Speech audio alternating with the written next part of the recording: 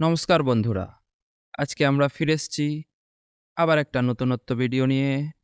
আজকে আমাদের ভিডিওর টপিক হলো আপনাদের কম্পিউটার স্ক্রিন ব্ল্যাক হয়ে যাওয়া।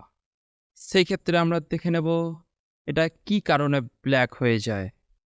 আপনারা অনেকে খেয়াল করে দেখেছেন কম্পিউটার স্ক্রিন এইভাবে চালাতে চালাতে হঠাৎ দেখবেন ব্ল্যাক হয়ে যাচ্ছে। সেই ক্ষেত্রে আপনাদের যে ক্র্যাক ভার্সন উইন্ডোজ ওএস রয়েছে সেটা ইন্টারনেট পাওয়ার জন্য নেট কানেকশান থাকার সত্ত্বেও ওটা আপ টু ডেট হয়ে যাচ্ছে। এই ক্ষেত্রে আজকে আমরা দেখে নেব আপনারা এটা কিভাবে সহজেই 2 মিনিটে ঠিক করে নিতে পারবেন। সেই ক্ষেত্রে আমরা চলে আসব, সরাসরি মাই কম্পিউটার উপরে ক্লিক করবেন, প্রপার্টিজের উপরে ক্লিক করবেন। আপনাদের সামনে এই পেজটি খুলে যাবে। এই পেজটি খুলে যাওয়ার পরে আপনারা সরাসরি চলে আসবেন নিচে উইন্ডোজ আপডেট বাঁদিকে রয়েছে, দেখতে পাচ্ছেন উইন্ডোজ আপডেট সেকশানে। এখানে ক্লিক করে দেওয়ার পরে আপনারা এখানে ক্লিক করবেন চেঞ্জ সেটিং বাঁদিকে। চেঞ্জ সেটিং করার ক্ষেত্রে আপনাদের এখানে দেখে নেবেন আপনাদের এখানে কি অপশানটি সিলেক্ট করা রয়েছে। আমার ক্ষেত্রে এখানে রয়েছে নেভার চেক ফর আপডেটস, মানে কোনো ধরনের আপডেট ও নিজে নিজে করবে না। সারাক্ষণ নেট কানেকশান থাকার সত্ত্বেও ও আপ টু ডেট হবে না, যেহেতু আমি এই আপডেটটি অফ করে রেখেছি। সেই ক্ষেত্রে আপনাদেরকেও এই আপডেটটি অফ করে দিতে হবে, তাহলে আপনাদের ব্ল্যাক স্ক্রিন আসবে না। আমি আরেকটা টিপস দেব আপনাদেরকে।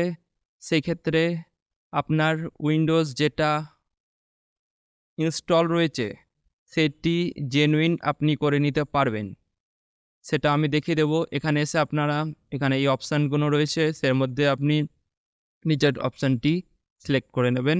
সিলেক্ট করে দিয়ে এখানে নিচে ওকে বাটনটি প্রেস করে ব্যাক করে আপনি পুরো বাইরে বেরিয়ে আসবেন।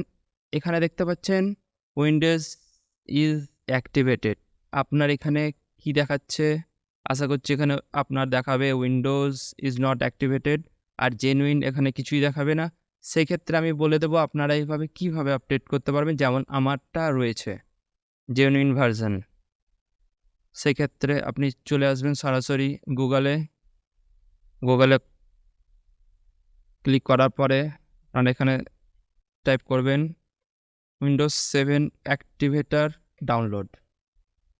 উইন্ডোজ 7 অ্যাক্টিভেটার ডাউনলোড বা উইন্ডোজ 7 লোডার দুটোই একই জিনিস। আপনি ক্লিক করবেন, একটা 2 MB ফাইল আপনাদেরকে এখানে ইনস্টল করে নিতে হবে। এই যে এই পেজটি করার পরে এখানে দেখেন ডাউনলোড অপশান দিচ্ছে, এখানে ডাউনলোড ক্লিক করবেন। সরাসরি ডাউনলোড হয়ে যাবে। ডাউনলোড হয়ে যাওয়ার পর আপনি ওপেন করে নেবেন।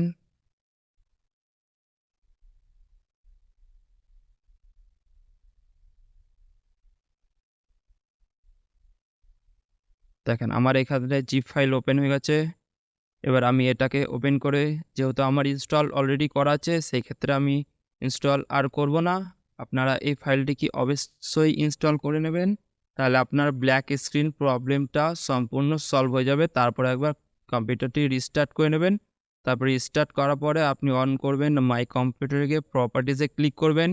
ক্লিক করার পরে তখন আপনারা দেখতে পারবেন এমন রয়েছে উইন্ডোজ ইজ অ্যাক্টিভেটেড লেখা থাকবে, প্রোডাক্ট আইডি একটা দিয়ে দেবে, আর এখানে জেনুইন লেখা থাকবে। সেক্ষেত্রে আপনার ব্ল্যাক স্ক্রিনের সমস্যা আর আসবে না। ভিডিওটি যদি ভালো লাগে লাইক, শেয়ার, সাবস্ক্রাইব অবশ্যই করবেন। ধন্যবাদ।